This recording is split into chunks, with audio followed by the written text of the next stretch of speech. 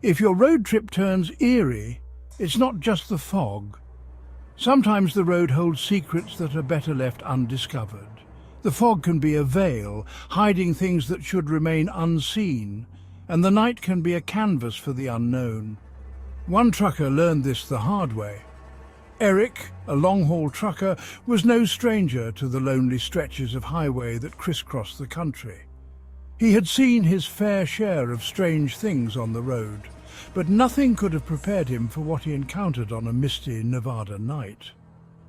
As he drove through the thick fog, his headlights barely cutting through the dense mist, he saw a figure standing by the side of the road. The figure was wearing a faded leather jacket, and despite the poor visibility, Eric could make out the outline of a young man. Against his better judgment, he stopped.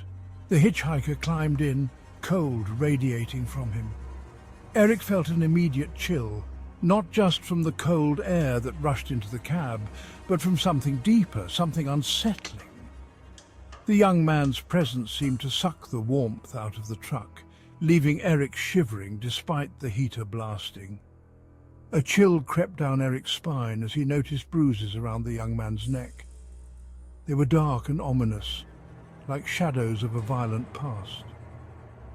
Eric tried to make small talk, asking the hitchhiker where he was headed, but the young man's responses were curt and distant. There was a haunted look in his eyes, a look that spoke of pain and sorrow. "I have to go back to where it happened," the hitchhiker whispered. His voice was barely audible, but the words sent a shiver down Eric's spine. There was something in the way he said it, a sense of urgency and desperation that made Eric's heart race. He didn't know what had happened to this young man, but he could tell it was something terrible. Eric drove, guided by an unseen force, until the hitchhiker asked to be let out by an old diner. The diner looked like it had been abandoned for years, its windows boarded up and its sign hanging crookedly. The fog seemed to cling to the building, giving it an eerie, ghostly appearance. Eric felt a sense of dread as he pulled over, but he couldn't shake the feeling that he was meant to be there. The young man walked into the fog and disappeared. Eric watched him go, his figure slowly fading into the mist until he was completely gone. It was as if the fog had swallowed him whole. Eric sat there for a moment, trying to process what had just happened. He felt a strange mix of relief and fear, relieved that the hitchhiker was gone, but afraid of what he had just witnessed. Eric, shaken, drove away, glancing in his mirror. He couldn't shake the feeling that he was being watched, that the young man was still with him somehow. He kept checking his rearview mirror, half expecting to see the hitchhiker standing there, but the road behind him was empty. There he was, standing behind the truck, eyes filled with despair.